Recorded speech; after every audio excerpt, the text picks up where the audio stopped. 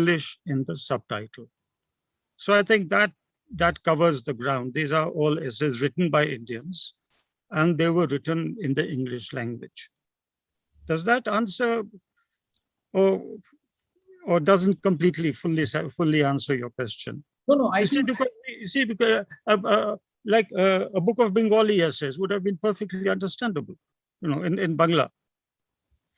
But it's the problem with being Indian and with being English. Now the same problem arose. It's not a new problem, but Partha Sarthi edited that well-known anthology, 10th, 20th century Indian poets, period. So this was in 1976. You're talking of 45 years ago. So the difficulty is not a new difficulty. It's an old difficulty, and there are ways of getting around it. The simplest is just to call them Indian poets, and then to have the explanation. Well, someone who opens Partha Sarthi's anthology will realize that, well, these are all poets who wrote in English, so you won't find a Hindi poet or an Oriya poet in it. So it's just that. So it's I'm saying what I really can't think of a way out of this situation. No, I mean, in some ways, I see this is an editorial problem. You can't make the title very chunky. You can't. Exactly. Can't. Now, what was it about Santha Rama Rao or Amrita Shergill? No, it was. No, what I was saying is that you said in your introduction that you've left out certain other writers to make space for. Ended up. Yeah. No. You see the. Obviously, one could have done this anthology in several ways. One could have had Rushdie and Naipaul and Jhumpa Lahiri and Vijay Seshadri and Ved Mehta and so on and so forth. It's endless. Bharati Mukherjee, let's not forget her. So it would have been a very different anthology. So it's just that I decided to, as much as possible. We can always say, one was not looking at the passports very strictly.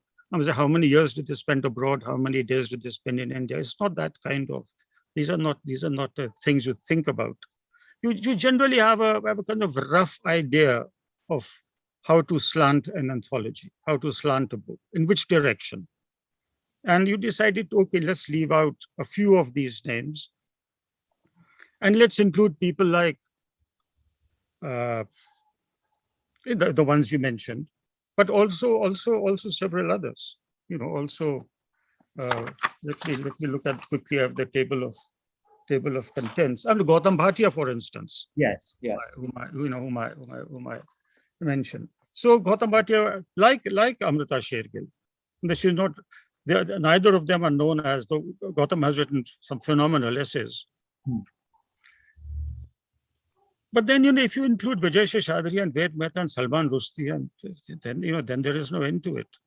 And also, this was going to be a historical anthology. So I had to bring in the 19th century. And I'm sad that I couldn't bring in more of the 19th century. And that's because one didn't have access to a lot of things. There's only so much that you can do on the on archive.com, or you're using the resources of the internet. But at the end of the day, you have to be either at the British Museum or at the New York Public Library or at a reasonably good American college where everything will be available to you. Now, we live in a library-less universe in this country. So the problem always was, what do I do with the 19th century? Well, that's another issue altogether, which we can come to later. But it's anyway. No, I really, I mean, of course, when you have a title like this, the first thought is the editor making a statement about Indianness, but I can completely see that it's a practical decision. I was on a long recent anthology that is just thinking of Amit Chaudhary's Picador Book of Modern Indian Literature, where he talks about not just, where he makes a similar statement about it being mostly prose. So one can have this kind of terms, and then explain why.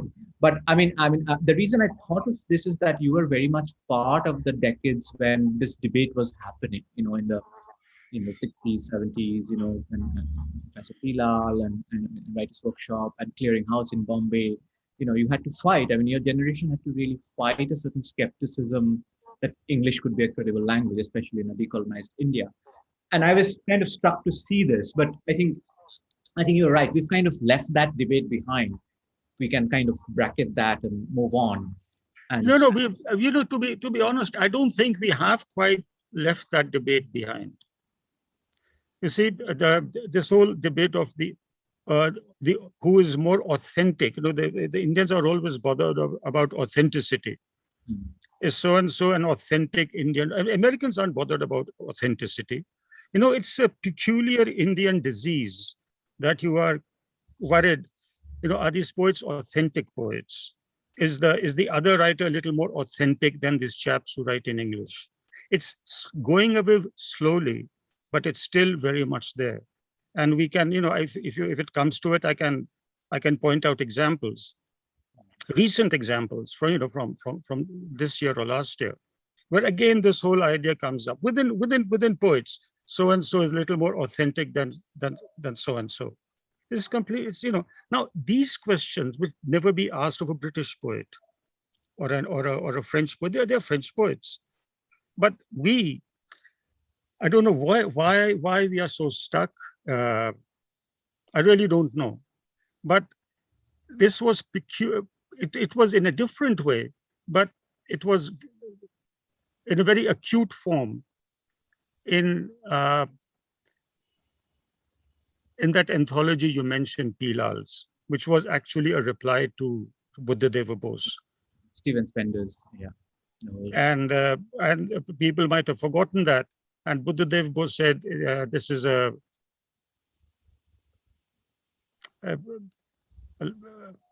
cul-de-sac lined with curio shops. If you remember that statement, it's a dead end. Why are people? This is in the parrot. This is in 1964 when I just started writing, around that time. So it was a dead end. It really looked like a dead end, and we were told all the time. And that was the beginning of, Shakuntala in skirts, all that sort of thing. Can you do this? And I don't know where I've said this, but the Indian writer in English they are really the Dalits of Indian literature.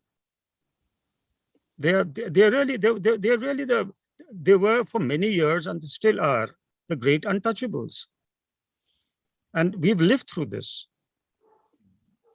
I'm saying this whole thing about, and this is the other thing that these guys write for the West. Now, and I know that the West is not interested. You can go hang yourself, but literatures are meant for countries in which they are written. You see, they're not. See, John Updike was never writing for the Indian audience, and no one asked John Updike, do you ever think of your Bangla reader? But the Indian is always asked this. You see, he's writing for the.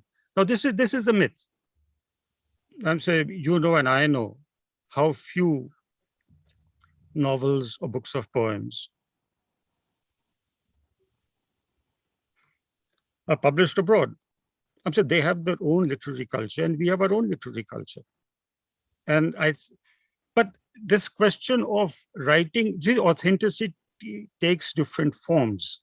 And it starts off with, where is your audience? And a lot of the writers in Hindi and in the other languages, I know of some very good writers who were quite upset that we are not as well known as the writer in English. But this was in the 70s. But this was it was a myth in the 70s, and it is a myth now, that somehow the Indian writer in English is better known abroad. Does that answer your? Yeah, and absolutely. I mean, I think one can think of many reasons why, of course, colonialism being one of the biggest reasons why this whole question of authenticity and it's kind of reverse answer hybridity comes into play. That why, and I think it migrates. I guess it's sort of sort of changes form. It never really goes away. It just takes on a different kind of a form. Yeah, that's exactly what I was saying. And because when we started writing, it was the impossibility of writing a language which was dying out. You see, English wasn't meant to be here in 2021. English was quite literally on its way out in 1964. I mean, we are just lucky that we are still writing in English and we are still around, but the situation looked very different. Hence, damn you. If you want to know why it was called damn you, it was saying damn you to all those who said that you cannot write in English. But we were 16, 17 years old when we. So we were only the first, second generation of people. Right. Yeah. No, it was an inspiring moment for anybody who came afterwards.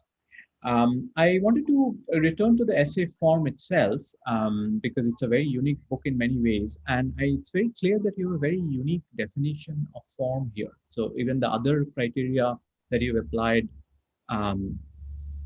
for choice is and you kind of use John Burger's definition of the unrepeatable, the momentary encounter, the essay, which is essentially a poem in prose, but you can't really paraphrase it, describe it. And you've sort of said that you excluded the political essay or other forms of useful or functional essays. I was wondering if you could say a little more of the generic criteria of selection here, because essay is obviously such an impossibly exhaustive category. So do you want to say a little more? No, it's just, Sagat is just trying to narrow the field. So you only have 400 pages. Mm-hmm. You can't include everything. If you start including political essays of social relevance, then there would be no end to it. And there are enough, the newspapers and magazines are full of those essays in any case. But one felt another streak, something else happening. People were looking at other things. Take Sushi Chandra Dutt's The Street Cries. Yes. I want to talk about that too. Yes. So what why not those essays which catch something which is ephemeral? You don't hear those street cries anymore.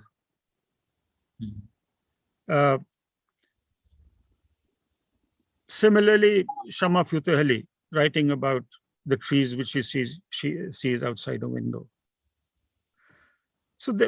Or Ruskin Bond writing an essay on just going to see his mother who was dying of cancer, and he didn't really want to go and see her because they were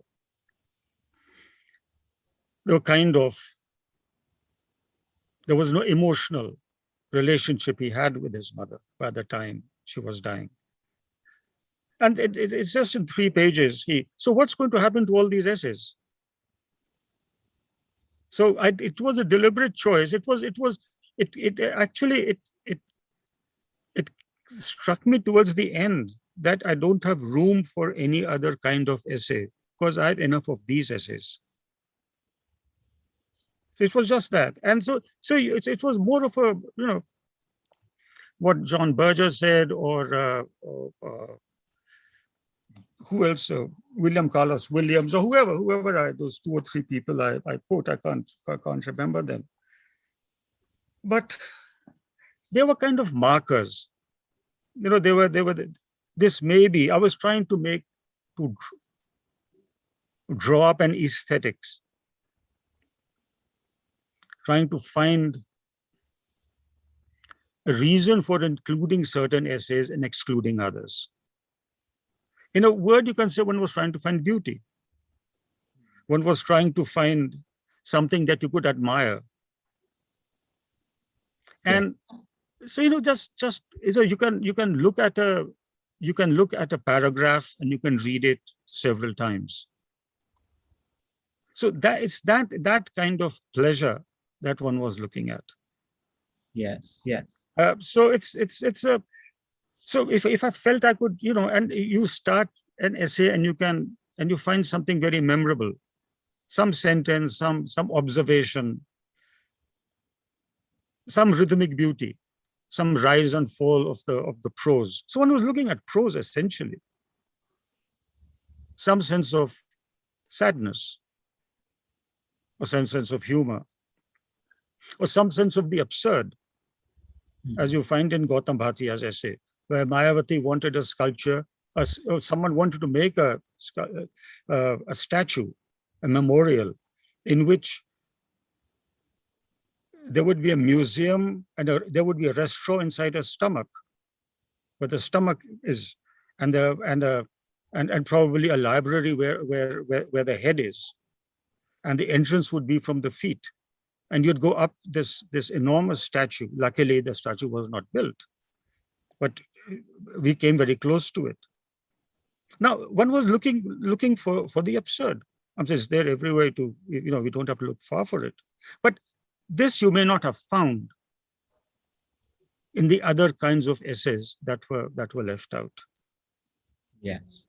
No, I'm delighted you actually make this decision, because it makes for a very uniquely literary choice, very uniquely literary archive. I mean, of course, one never knows how to define the literary, but for me, exactly what you said, the momentary, the kind of power of the sensory. That is something I've seen standing out in so many of the essays, that a sensory moment becomes the driving force. It's not what you think an essay about a grand subject, a kind of a something that is of instrumental use, but a kind of just a moment. So it's quite amazing that how an essay is fundamentally not different from a poem, just that it's written in prose.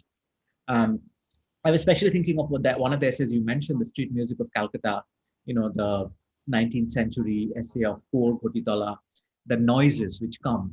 I was also thinking of Sheila Dhar's essay Bawa, and let me just read a sentence from there. I found it on page 247. I mean, anybody has the book. And there's this beautiful description. Of course, it's a beautiful description of family dynamic and kind of an oppressive patriarchal structure. But the moment is what really strikes me. And she writes, my father was a deeply political being and quite simply relished the sensation of exercising power, especially psychological power over people. So he would prolong the suspense of whether the soup had passed, or fail by deliberately keeping his face expressionless for as long as he could. Now, this is, what strikes me is that, these are very sensory, particular moments, but the sensory becomes something else. The sensory becomes extended into a kind of sense of the political, right? The sensory starts to contain a stretch of history, and yet it's sensory. Another wonderful example is actually F.N. Souza's essay, Nirvana for Maggot. And there, I think there's this wonderful line, my mother, she's a strapping, handsome woman. She smells richly of the womb. I have the nose of a fetus. My father died when I was born, like a beetle that dies having laid the egg. Now, this is what really strikes me, that, all these sensory moments sort of threaten to go beyond the sensory. They contain a sense of the historical, and they're deeply political. And I was wondering if you could say something about what I call the sensory, not yet sensory, an immediate experience that still extends into the historical, which seems to define so many of the essays we've selected here. In Sheila Dhar's case, what you say the political is the family relationships. Is that what you're referring to? Yes, definitely. The dominating father. The power relations of the family. I think the most striking moment in that essay, that this father, who was estranged from his wife and from his children, which included Sheila Dhar, and yet this is how the essay ends, and I'll never forget this ending, that Sheila Dhar wanted to ask her mother, why did you stay with this man? Why didn't you leave him?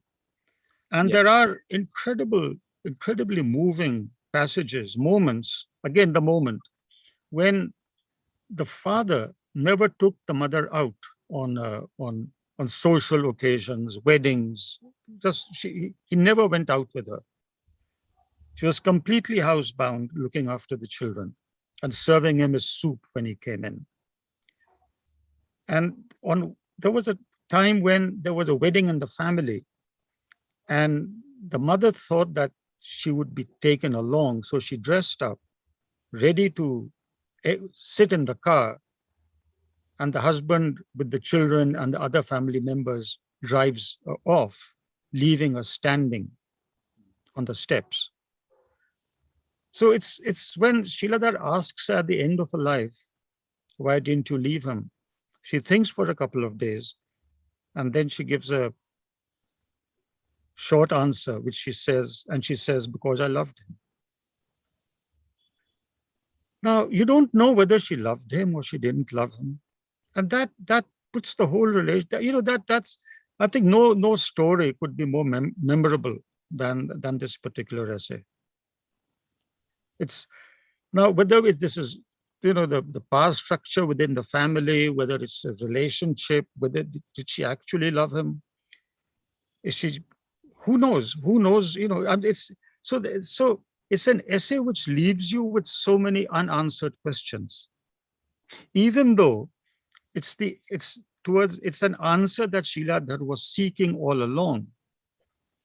Though I think when the mother came up with this very surprising answer, it still left everything open. So the essay, which is said by introduction, can slip into various things. The essay can also be like a short story. And some of these essays in the book are taken from books of stories, like the Kurutule Heather essay. So it's not a, but if you take the political essay, it is a very strictly, narrowly defined genre. It cannot be anything else but a political essay, or an essay on education. Essay on education, or the current state of, let's say, higher education or school education cannot be a short story. But an essay can slip into a story, or can very well be a short story, or often is a short story. Yeah. So this is something which also interested me, that the whole fluidity of this Right. genre. Right. Absolutely. And yet the most political essay that you identify, Gautam Bhattia's Art is Politics, and that Mayavati statue one, it's very interesting how it is actually about politics, and yet you kind of stay within the aesthetics of the statue and the memorial, and you kind of don't. And that's a kind of an interesting choice that there's so much aesthetics in the realm of politics itself, politics as a space of play. One can look at it through aesthetic eyes. Because obviously everything is within the purview of aesthetics. There's nothing outside that. There's a space called, these are epistemological distinctions we make, the political, the aesthetic. Ontologically, they all exist in the same space. So I think that's really interesting that one can take such a political thing and yet really sort of focus on the aesthetics. Aesthetics, I must say that we live in some of the ugliest urban conglomerations in the world. I'm saying nothing could be uglier than an Indian city. They're ghastly. I'm saying you can't.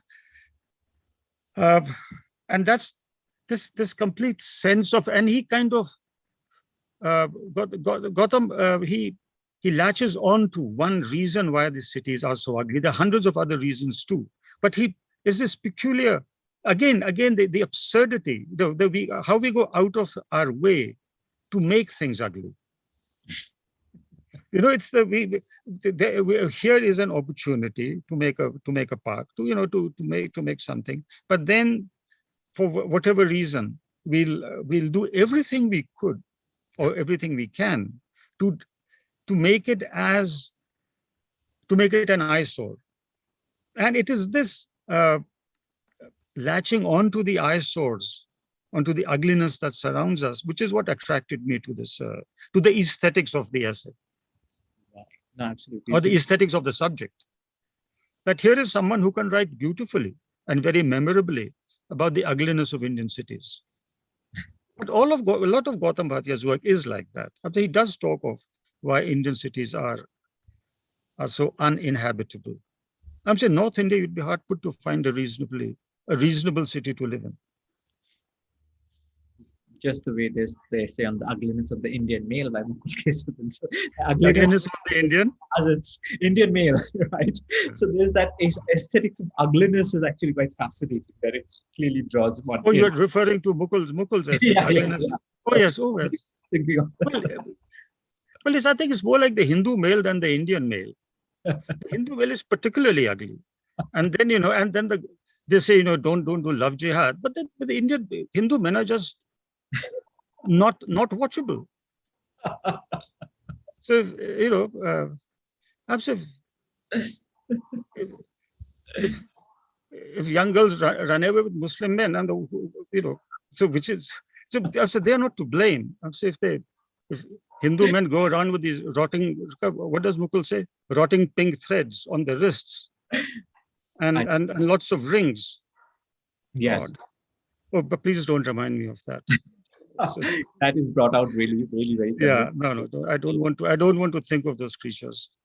Well, as we continue, I want to remind the audience that you can send your questions in the chat box, and I'm going to keep an eye on them and bring them up. I no, Mukund, I think yeah, can you keep the chat box open so that the questions can keep coming in, because I think many people will have questions as we continue. And I want to leave some room, but I just want to sort of conclude maybe with two of my favorite essays. Again, the question of political as personal is impossible to leave behind, because essay is such a hybrid genre, which sort of brings it. Two of my favorite essays are actually, one is Chitrita Banerjee's Potoler Ma, and Sohini Ghosh's Sky Above and Grass Below. I mean, Calcutta Connection spoke to me especially, but they're incredibly tender essays. And Chitra Banerjee's essay, for those who haven't read it, is about this woman, a domestic help who works, and how she's kind of conceived, and the texture of her life. And Sohini Ghosh's essay is really striking. It's about a young girl who grew up playing cricket with a bunch of boys in a South Calcutta neighborhood. And it raises really interesting questions about gender and, sort of growing up.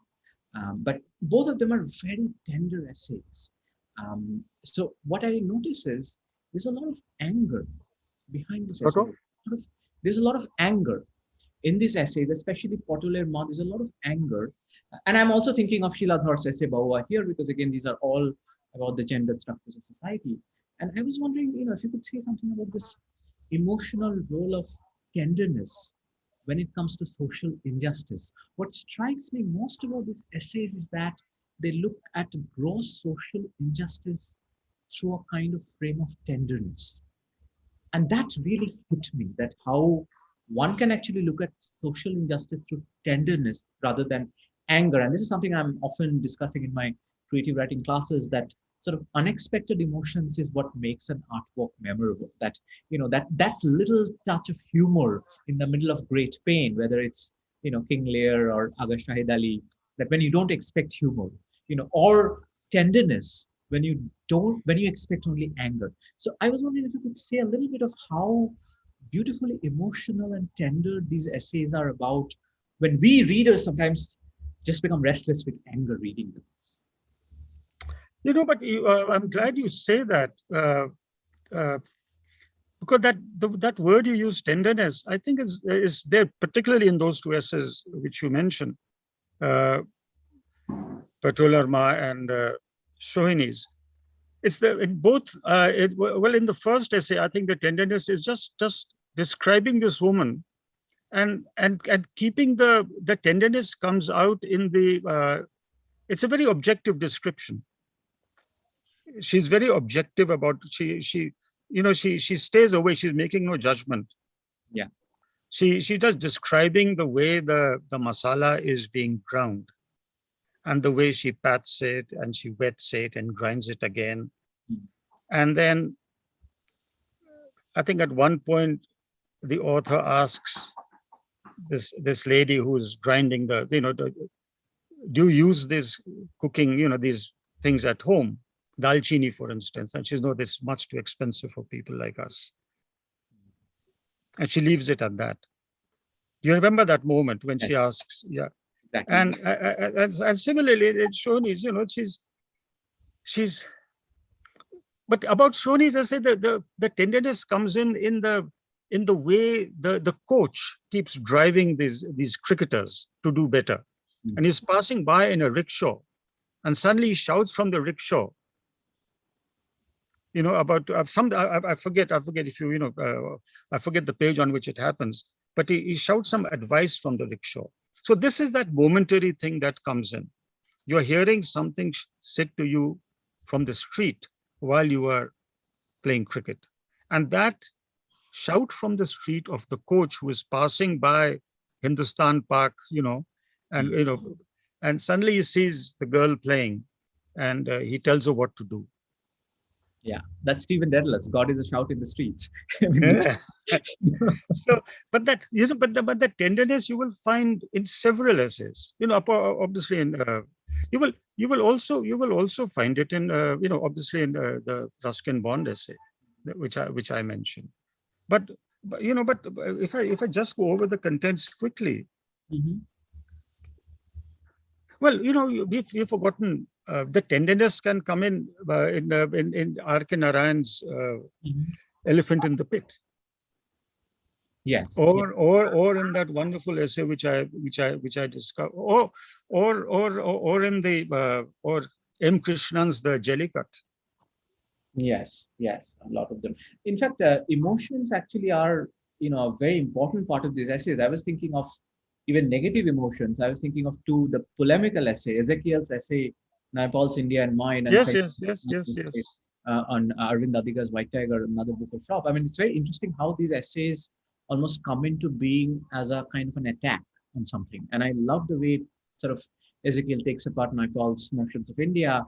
And yet, in the process, both these essays become something affirmative, that you almost feel like they're works of polemic. If you don't know the other thing, I mean, of course, I happen to know what they're talking about, but I think in a sense, this anger, this polemic becomes a kind of regenerative thing, which is very interesting. I mean, just speaking of the vast range of emotions that you have actually captured, in these essays.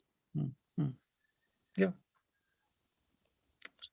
So but I don't have to add anything to what you've said. Right. No, I think it's really, really fascinating. I can see that we have a number of questions. I want to get to them soon. I just want to kind of maybe ask you if you could say something, looking ahead, obviously with an anthology, one keeps thinking people sort of, we were used to thinking of anthology as a kind of an ongoing project or sort of, things like that in the Book of Indian Essays. I mean, what do you think of the future of the essay in India, if only in English? And I was thinking primarily of two things. One is, of course, there's this very instrumental interest in the rise of nonfiction because, obviously we are kind of moving into a time when people pick up a book if they kind of turn it into something useful. So obviously self-help books, or even I think to a degree books on history have sort of benefited from this because it seems like important to be able to take part in debates about history. So very instrumental. So in a way, moving away from the kind of essay we talked about, the poetic, the immediate, the sensitive. And the other element of this question, of course, is, obviously someone who's taught for a long time, and I'm also speaking from within an academic space. I mean, the sort of role of the essay in our education, like, what is happening? Are we teaching students to write essays? Where is it happening? So along those lines, do you have a sense of what the future of the Indian essay might be like, if only in English? Because this collection does a great job on looking back as well and extending into the present. But what about looking ahead?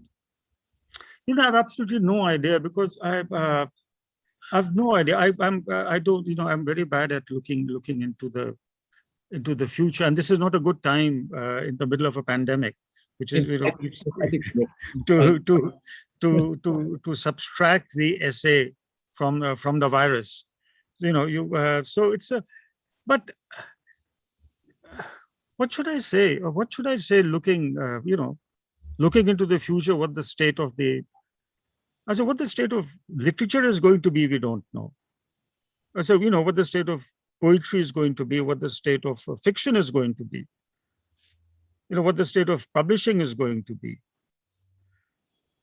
It's uh, you see, an essay survive. There are no journals to start with, which publish essays. We don't have those kinds of. Online is an ocean. But so there are no literary. We've lived without a literary journal for decades. They just don't survive. No one. You see, you'll be surprised how many essays might have appeared in the Illustrated Weekly of India. But we but today, if you were to look for the Illustrated, I don't think it'll be very difficult to find a complete file of the Illustrated. Even with Bennett Coleman, even they don't have a complete file. Anyway, I'm talking of history, but looking forward, I don't know unless there are places where essays can be published. How are we going to find essays? I mean, it's where is one going to write this essay? It feels you see, a lot of things are also commissioned. A lot of things. So we don't have editors. We have political editors, but the literary editor is a non-existent thing in this country. An editor is a non-existent thing. An editor at in a publishing house. So for any piece of literature to come into being, it requires a lot of things. It doesn't happen on its own. Well, it requires editors, it requires journals, it requires circulation, it requires appreciation. And at the end of the day, it requires a critic who helps you put it all together. Now, it's a literature which is peculiarly hobbled. It survives, but it survives without any of the things that are necessary for a literature to survive. You understand what I'm saying? I'm saying we couldn't have existed for 50, 60, 70 years without, you can't mention a great literary critic. Where is that person? Where is that person? I'm not talking of Edmund Wilson or this, that, and the other. I'm just talking of someone who, year after year, evaluates what's going on.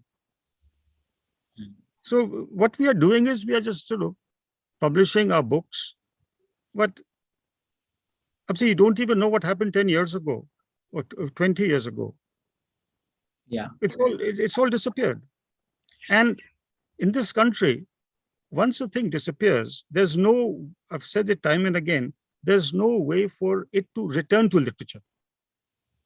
You see, a thing returns to literature if it is remembered. But here, it's remembered by universities, by courses, by teaching those people. It's remembered by critics who write about those. But we don't write about the dead. You see, we don't look back and see, who was that? Is there a lost writer who wrote in English, say in the 1920s, 30s, 40s? But the Americans are doing it all the time. And how do they do it? Yeah. I thought about this, and I think that obviously seems to me there are two big reasons that come to me. One is the entire project of literary criticism is probably rooted in this Western Enlightenment-driven modernity and its institutions, which never really took root in India in a serious way. It took in a superficial way, but that literary sphere, what Habermas has called the literary sphere, that never really existed. No, it didn't. It did. Maybe in the vernaculars. This is again the double bind of sort of being an English writer, that the English seems like, and I've been thinking about this of late, that it seems like supposedly the language of power and ambition. But power and ambition are not very compatible to the arts. So, I think this is where we are missing out, that the English literary sphere is not really taking shape.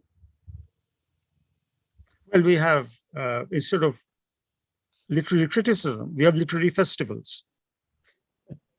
So that's the hierarchy. So you don't have Edmund Wilson, but you have Jaipur Literature Festival. So if you are invited there, absolutely, then you've been. You see, so it's a very strange society in which we live. So there is a hierarchy of, there's not a hierarchy of critics. There's a hierarchy of literary festivals. So so if you hand over your life to what's it, Z, was a Z, whoever the Z literature, whatever the sponsors are. So so so it's very strange. It's a very strange literary culture in which we live. Yeah. That's all. That's my. I think Anyway, I think we don't have much time. We just have about 10 yeah. minutes. Yeah. So So let me look at some of the questions. I think there are some interesting questions have come up. There's a really interesting question about poetry. So there's a question about, I'm reading it out. What can you say about poets who fail to draw the line between the personal and the communal beliefs, especially when it comes to modern poetry? I don't understand I'm going to read it again. What can you say about poets who fail to draw the line between the personal and the communal beliefs, especially when it comes to modern poetry? I mean, I guess they're saying something about a belief which is a personal thing and a belief held by a community. And I'm also not entirely sure about the drift of the question, but do you want to just reflect on it? No, I don't know. I don't know very much about personal or communal. No, I don't know. You see, a poem is always personal. Even a political poem is personal because the person has felt something very deeply in order to write about it. So I don't think a poem can only be purely a public poem. Can you think of a poem that is purely any? I'm saying it arises out of a sense of what that person feels. It may have another dimension, but Right. at the I end guess of the day, it's what one person has felt about, let's say, the death of a tree or the death of an animal or the death of another human being. No, there are any number of extraordinary political points. Of course, there have been, but they're all very personal. It's they've been felt personally. It's been a personal injury that has led to the poem. Hmm. So I think it always starts with that. Hmm. You don't begin with a general idea that I'm going to write about a political subject. Is that I don't know if I've answered the question. Manukash has a question which I think follows up on this, so I'm going to read it. How to save the poem from sloganeering? I think that's pretty direct. How do you save the poem from sloganeering?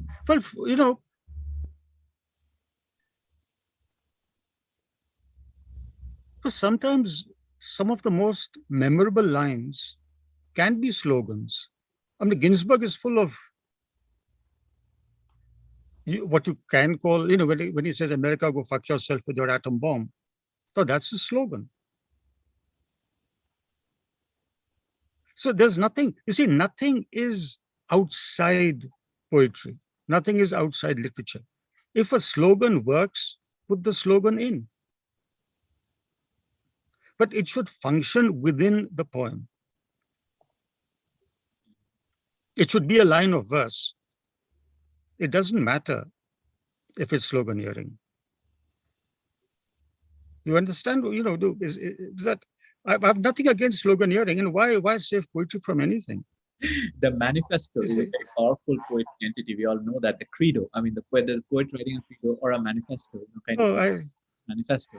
I have nothing against slogans. I have nothing against manifestos in poetry. Yes. It will be, the poem will be judged as a poem. It's not going to be judged because there is a slogan embedded in it. The slogan may just save a bad poem if it's a good slogan. But slogan, I don't know. Again, see, sloganeering, I don't even know what sloganeering means. If you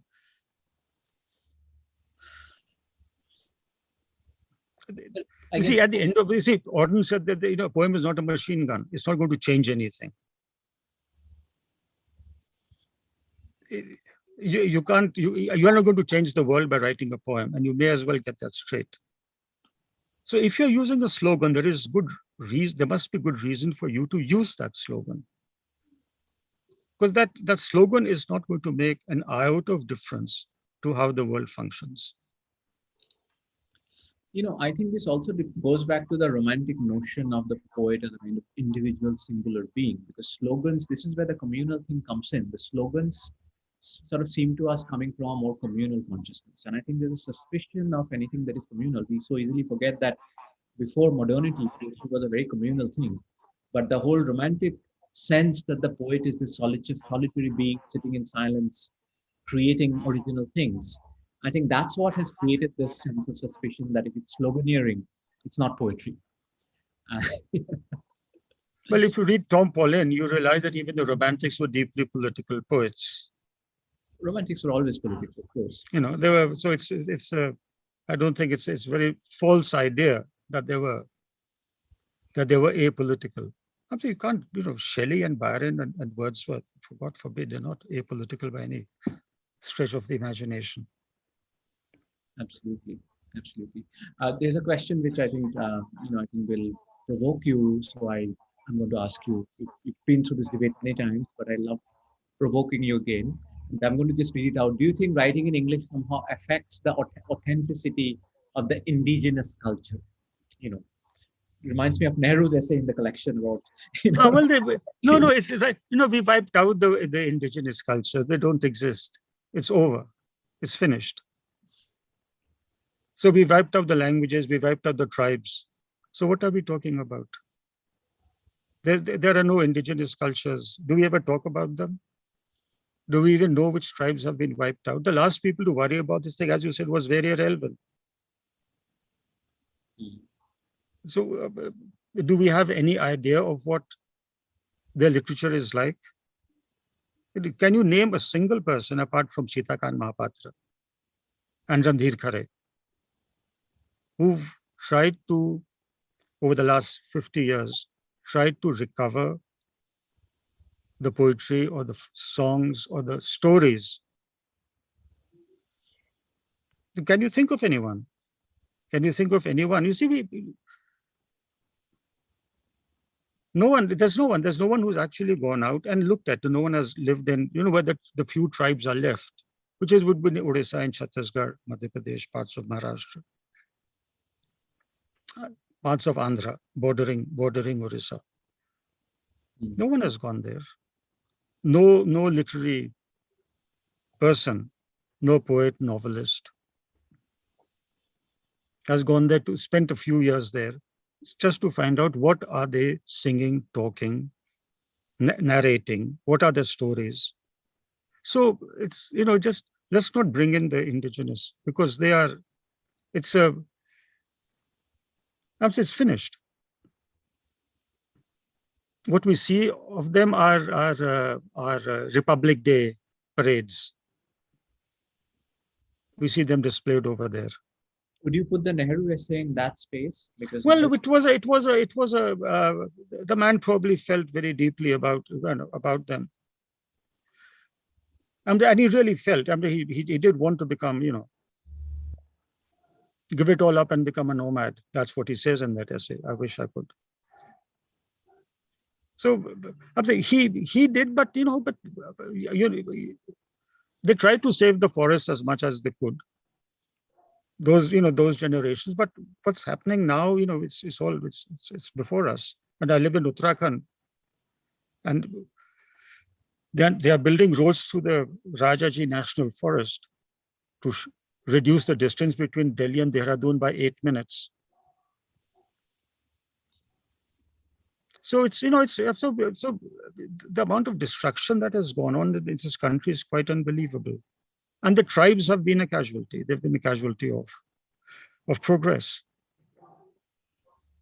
So writing in English has nothing to do with any of this. But the Mahashweta Devi spent her life doing this. Look at the hunt.